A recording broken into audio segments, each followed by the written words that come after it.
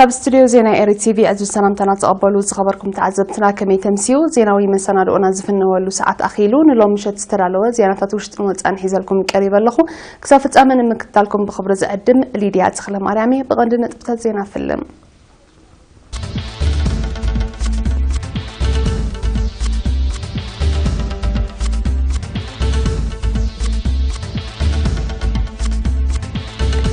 فستيفال إيرتوان نبرتا أستراليا بالعلم عنك تخفيتو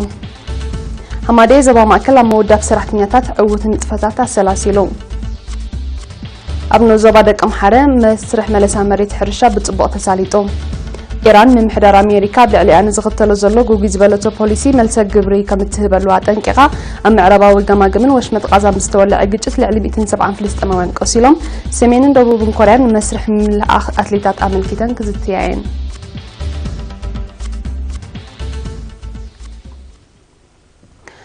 كم أكل نيتي عمت متى أبز تفلالي كبابيتات عالم زغمتو إيرتوان زكايدو فستيفالات من بلعسة شمونتا عمتو فستيفال تقاماتو أستراليا تمالا عربي بالعلم عرك تخفيتو كابت بوتا نسبة حنا تبتب قرمسكال قرز كهر كاروبايو تنفر مينسترت عنا زوبا مأكل أبكل تشحن 10 شوعاتن زنبرو بالدهوتات حزرتاتن بالجاتاتن دحر مقمقام أو تنتقبار مدبات كل تشحن 10 شمونتن بمسارة بوليسي تعنا نخلو زاتيو أبتي بعسرتن أسرت حدن ترستقان عاقبة حلافتي تنفر دكتور تسفاي سلومون كينوتي أبتم حلالفتن زي تم حلالفتن حمامات بمتقارس تسلسلو مدبات دحنا تعدن هتسأن نمحلاو أدمعت مدبات كم تتكبرو متأن موت أديتات أبوان تنسن حرسن بتسعن كلتن مئتاويت كم زنك أبريهو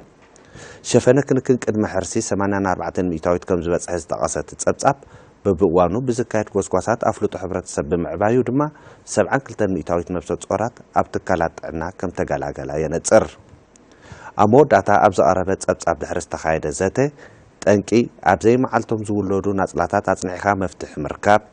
تراكم ابطعناو مداي معزاز متأن موتاديتاتن اشالاتن نابستحات درجو نمورات بوهدت مسرح مدبات كتابت محيال حكمناوي أغلقلوت أبيات التمرتي مدنفع حمام عصو نمتفاق صعرتات مكياد هنصاتات تكالات عنا متسقان تقلب أمبولانسات مملاء كابتوم أبكل تشحن 10 شمونتن كتكبرو ستوطونو مدبات مخوانهم تقليصو وانا كايد سرح من محدار زوبا مأكل آتو زرئي تول دبران أبزس معوكال أغلقلوت عنا اتمسرتاو سلزخونه زوطونو مدبات نمعوات من محدار زوبا وطردلو مخوانو قليصو مينستر تعنا أمينة نور حسين أبزس معتو مزازة مقال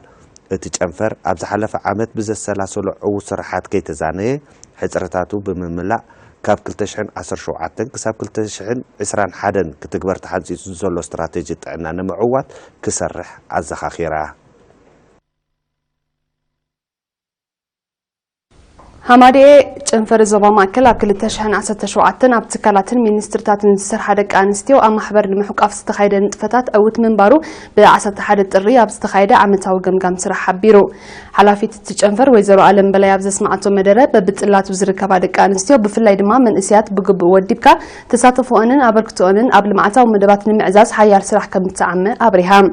درجان قحات أبالات كب مبال أب كبابين أموجد كل عين تدلو مرعات حت عدمن مهنشابن هجراوي بعلات بن مقتر إن كم زعزع مقبار كم أون جعزو إنسان حمشان عمتات نمجم جام استقعنة وعلاتهم كالوتا قدس مدباتن كابتم استعمو مدبات مخانم أبتت جليتو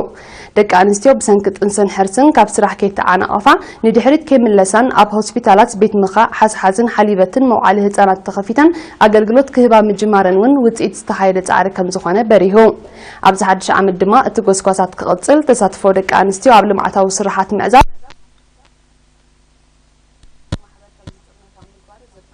سلاسل وتن كم زلوا تجليسو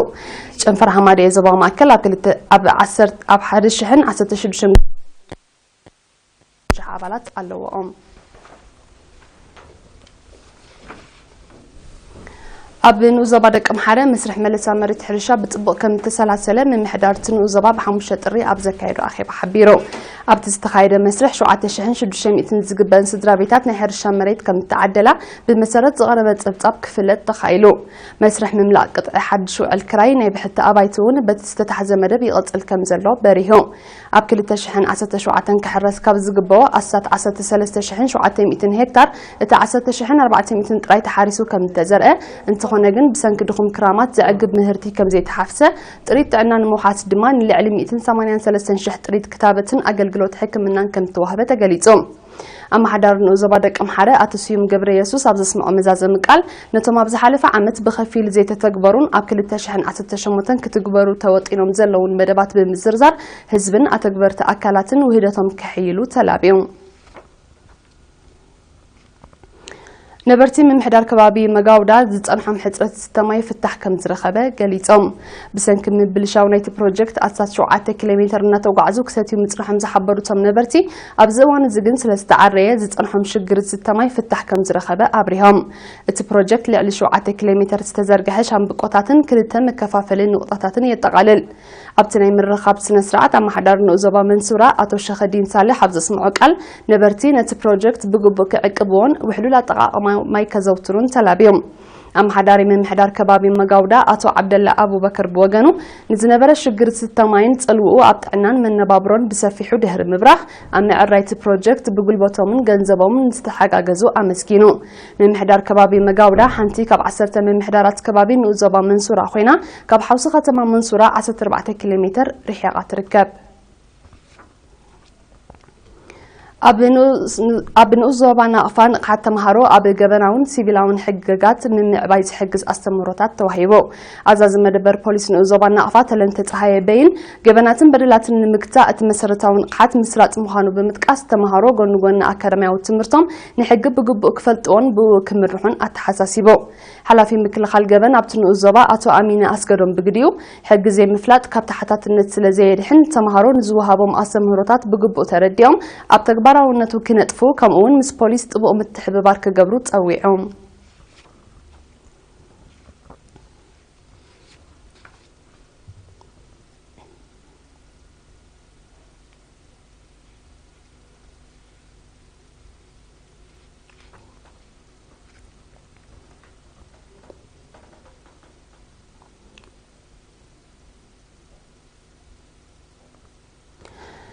ክትከታተልዎ ፀናሕኩም ዜናታት ውሽጢ ሃገር ነይሩ ክቡራት ተዓዘብትና ንዜናታት ወፃኢ ድሕሪ ዝሓፀር መሰጋገሪት ክንመለሰኩም ኢና ምሳና ፅንሑ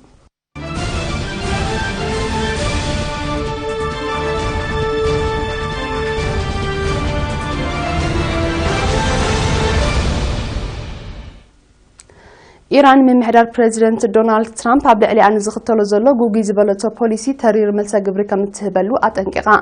ኢራን ነዚ መጠንቀቕታ ዝሃበት ፕሬዚደንት ትራምፕ ብ12 ጥሪ ኣብ ልዕሊ 14 ኢራናውያን ሓድሽ እገዳ ከም ዘፅደቐ ድሕሪ ምቅልሕ እዩ ምምሕዳር ፕሬዚደንት ትራምፕ ቀይሕ መስመር ይሰግራሎ ዝበለ ሚኒስትሪ ጉዳያት ወፃኢ ኢራን ሃገሩ እንታይ ምዃኑ ዘይገለጾ ተሪር ስጉምቲ ክትወስድ ከም እትግደድ ኣነፂሩ ፕሬዚደንት ትራምፕ ንኒውክለሳዊ መደባት ኢራን ብዝምልከት ኣብ 2015 ካብ ዝተበፅሐ ስምምዕ ክስሕብ ምውጣኑ ከይኣክል ኣብ ልዕሊ ሃገር ተወሳኺ እገዳ ምፅራቁ ነቲ ኩነታት መሊሱ ዝሓልኽ ምዃኑ ናይ ቀረባ ተዓዘብቲ ይገልጹ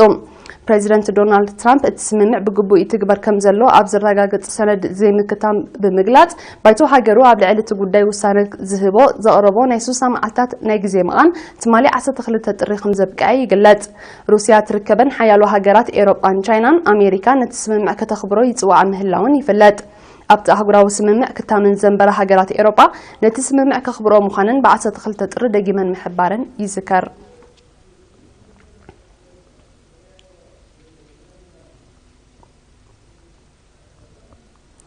ትማሊ 12 ጥሪ ኣብ ምዕራባዊ ገማግምን ወሽመጥ ቃዛን ኣብ መንጎ ፍልስጤማውያንን ሓይልታት ጸጥታ እስራኤልን ብዝተወልዐ ግጭት ልዕሊ 170 ፍልስጤማውያን ከም ዝቆሰሉ ተቃሊሑ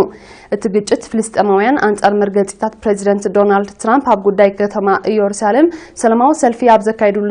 ዝነበሩ እዋን ይስዒቦም ሓይልታት ጸጥታ እስራኤል ነቲ ሰልፊ ብጎነጽ ደው ንምባል ከም ዝፈተኑ ዝሕብሩ ተዓዘብቲ ሰልፈኛታት በአማማንን ካልእን መልሰ ግብሪ ከም ዝሃቡ ኣረድዮም ፕሬዚደንት ትራምፕ ኢየሩሳሌም ርእሰ ከተማ እስራኤል ክትከውን ኣብ ዝህብ ሰነድ ክታሙ ድሕሪ ምንባር ኣብ መንጎ ፍልስጤማውያንን ሓይልታት ጸጥታ እስራኤልን ዝካየድ ግጭት ዝዓረገ ጸብጻባት ይጠቕሱ በቲ ዝካየድ ዘሎ ቀጻሊ ግጭት 10 ሰባት ከም ተቐትሉን ኣማይት ከም ዝቆሰሉን ተፈሊጡሎም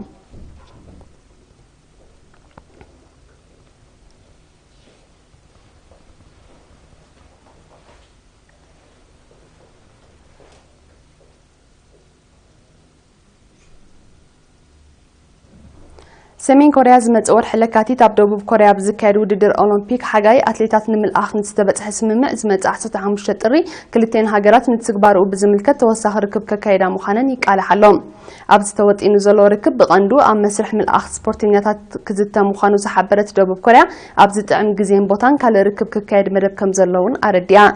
ሰሜንን ደቡብን ኮርያ ብትሽዓተ ጥሪ ኣብ ዘካየድኦ ናይ ላዕለዎት ሰበስልጣን ገጽ ንገጽ ርክብ ኣትሌታት ሰሜን ኮርያ ኣብቲ ካብ 5 ክሳብ 25 ለካቲት 2018 ኣብ ደቡብ ኮርያ ዝካየድ ኣህጉራዊ ውድድር ክሳተፉ ከም ተሰማምዓ ይፍለጥ። እተን ሃገራት ኣብ ስፖርታዊ ምድላይ ጥራይ ዘይኮነ ኣብ ሰራዊት ክልተን ሃገራት እውን ዘየቋርጽ ናይ ርክብ መስመር ዳግም ክኽፈትን ናይ ላዕለዎት ኣዘዝቲ ዝርርብ ክካየድን ኣብ ስምምዕ ከም ዝበጽሓ ጸብጻባት ይጠቕሱ። እቲ ስምምዕ ቅልውላው ሓውሲ ደሴት ኮርያ ብሰላም ንምዕራፍ ባይታ ኸጣጥሕ ከም ዝኽእል ተንተንቲ ይእምቱ። ቀዳማይ ሚኒስትር ጃፓን ሺንዞ አቤ ኣብ 6 ሃገራት ኤውሮጳ ዑደት ንምግባር ብ12 ጥሪ ኢስቶንያ ኣትዩ። ቀዳማይ ሚኒስትር አቤ ምስ ኢስቶንያዊ መዘንኡ ተራኺቡ ንጉዳይ ኒውክለሳዊ መደባት ሰሜን ኮርያ ኣመልኪቱ ከም ተዘራረበን ሃገራቶም ኣብ ልዕሊኡ ሓበራዊ ፀቕጢ ክገብራን ተራዳድዮም። ብዘይካዚ ክልተን ሃገራት መጥቃዕቲ ሳይበር ንምግታእ ብሓባር ክሰርሓ ኣብታ ኣጋጣሚ ተሰማሚዐን። ቀዳማይ ሚኒስትር ሺንዞ አቤ ዑደቱ ናብ ላትቪያ፣ ሊትዌንያ፣ ቡልጋርያ፣ ሩሜንያን፣ ሰርቢያን ብምቕጻል ተመሳሳሊ ርክባት ከካይድ ምዃኑ ተፈሊጡ።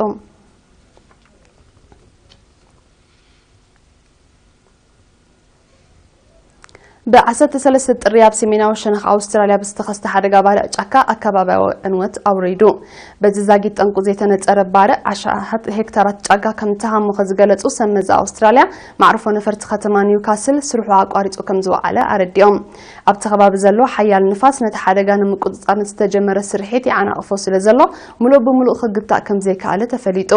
ኣብ ኣውስትራልያ ሓደጋታት ባርዕ ጫካ ከጋጥም እዚ ናይ ፈለማ ከም ዘይኮነ ዝጠቕሱ ጸብጻባት ብሰንኩ ንዋታውን ኣከባቢያውን ክሳራታት ከም ዝወርድ ይሕብሩ። ኣብ ፕላኔት ማርስ ኣቀዲሙ በረድ ከም ዝነበረ ዘርኢ ጽፍሒ ተረኺቡ።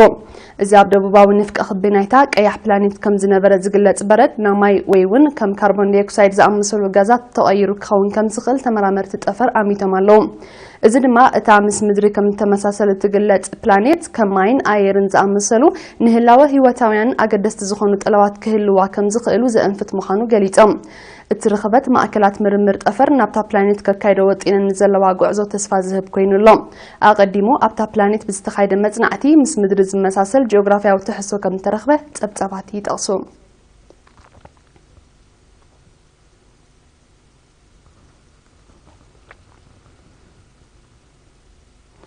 ኒሎም ምሸት ዝተዳለወ ሓፈሻዊ ዜናዊ መሰናድኦና ኣብ ዝተዛዚሙሎ ክሳብ ፍጻሜ ምሳና ብምጽናሕኩም እናመስገንኩም ዝተረፉ መደባትና ሓድገኩም ብወገነይ ብሩህ ምሸት።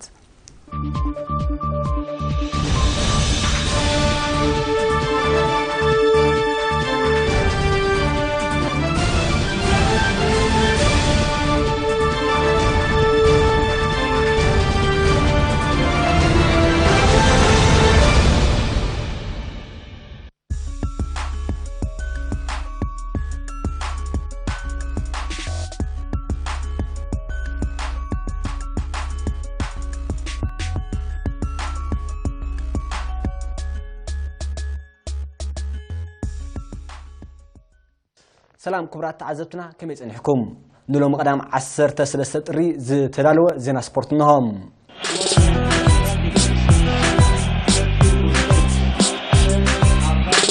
ሃገራዊ ፌደሬሽን ኩዕሶ እግሪ ኤርትራ ዓለማዊ ማሕበር ኩዕሶ እግሪ ፊፋ ንዝሓንፀጾ መደብ ምዕባለ ንጥፈታት ኩዕሶ እግሪ ደቂ ኣንስትዮ ምርኩስ ብምግባር ካብ ዝሓለፈ ዓመት 2017 ጀሚሩ ብስም ውመንስ ሶከር ክሊኒክ ብፍሉይ ከካይዶ ናይ ዝጸንሐ መደብ ምምዕባል ዓቕሚ ተካእቲ ተጻወቲ ኩዕሶ እግሪ ደቂ ኣንስትዮ ውጽኢቱን ንምግምጋም ዝዓለ መርክብ ብ9 ጥሪ 2018 ኣብ ቀጽሪ ቤት ጽሕፈቱ ኣካይዱ። ኣብቲ ሚኒስተር ትምህርቲ ኣቶ ሰመረ ርእሶም ኮሚሽነር ስፖርት ኤርትራ ኣምባሳደር ዘመረ ተኽለ ሓለፍቲ ስፖርት መኮንን ሓበሬታን ጎስጓስን ሚኒስትሪ ምክልኻል ኣባላት ፈጻሚት ኣካል ፌደሬሽን ኩዕሶ እግሪ ኤርትራን ኣሰልጠንትን ክኢላታት ቴክኒክን ዝተረኽብሉ መደብ እተን ከም መበገሲ ናይቲ ናይ ምዕባለ መደብ ዝተሓዛ ኣብ 5 ጋንታት ዝተሓቕፋ ኣሳትሚ ተጻወቲ ክወስድኦ ንዝጸንሐ መደባት ስልጠና ኩዕሶ እግርን ተወሳኺ ሞያውን ኣካዳሚያውን መደብ ብዝምልከት ብኣሰልጣን ሃገራዊት ጋንታ ኩዕሶ እግሪ ኤርትራ ኣቶ ኣለም ሰገድ ኤፍሬም ሓጺር መብርሂ ድሕሪ ብምቕራቦም ሰልጠንቲ ደቂ ኣንስትዮ በኣለይተን ተሰነን ንዝወሰድኦ ናይ ኣካላዊ ብቕዓት ቴክኒካውን ታክቲካውን ስልጠናታት ኩዕሶ እግሪ ንዕዱማት ኣብ ርእሲ ምቕራብን ኣብ ክልተ ጋንታት ብምቃል ንዕዱማት ዕለት ዝመሰጠ ምሕዝነታዊ ግጥም ኣካይደን ሃገራዊ ፌደሬሽን ኩዕሶ እግሪ ኤርትራ ምስ ዓለማዊ ማሕበር ኩዕሶ እግሪ ፊፋ ንሃገራውያን መሻርክቲ ኣካላቱን ብምውሃድ ነቲ ተዳኺሙ ዝጸንሐ ንጥፈታት ኩዕሶ እግሪ ደቂ ኣንስትዮ ሃገርና ንምብርባር ዘበገሶ ዝናይ ምዕባለ መደብዚ ዕላምኡ ደቂ ኣንስትዮ ተጻወቲ ብሓፈሻ እተን ኣብ ንጡፍ ውድድራት ስፖርት ሓይልታት ምክልኻል ዝርከባ ድማ ብፍላይ ኣብ ቀጻሊ ስርዑን ልምምድን ትምህርትን ብምጽማድ ቴክኒካዊ ምዕባለ ኩዕሶ እግርን ሞያዊ ስልጠናታት ከም ዝረኽባ ብምግባር ብቁዕን ቀጻልነት ዘለዎን ውድድር ክለባትን ምስራትን ንምዕባልን ዝዓለመ ኮይኑ እቲ መደብ ካብ ዝሓለፈ ጥቅምቲ 2017 ናትሒዙ ከም መበገሲ ኣብ ውድድራት ስፖርት ሓይልታት ምክልኻል 2016 ንዝተሳተፈ ኣስታት 100 ስፖርታውያን ብሓደ ብምጥርናፍ ብ6 ምድባት ኣሰልጠንቲ ከምኡውን ኪላታት ሕክምናን ሰሙናዊ ናይ ልምምድን ትምህርትን ሰዓታት ብምድላው ከካይዶ ጽንሐ ዝተዋሃደ ስራሓት ውጽኢታዊ ምንባሩ ፕሬዚደንት ፌደሬሽን ኩዕሶ እግሪ ኤርትራ ኣቶ ኢሳያስ አብርሃም ኣብቲ ኣጋጣሚ ኣብ ዝሃብ ሓበሬታ ገሊጹ ንዝያዳ ምሕያሉ ከዓ ክሳብ ምዛም ወርሒ ጥሪ ተወሳኺ ወጻኢታት ተገይሩሉ ክቕጽል ምዃኑ ኣፍሊጡ ካብ ወርሒ ለካቲት ድማ ኣብ ስሩዕ ናይ ውድድር መደባት ንምእታው ይስራሓል ምህላው ሓቢሩ ክቡራት ተዓዘብትና ንሎሚ ዝተዳለወ ዜና ስፖርት ኣብ ተዛዚሙሎም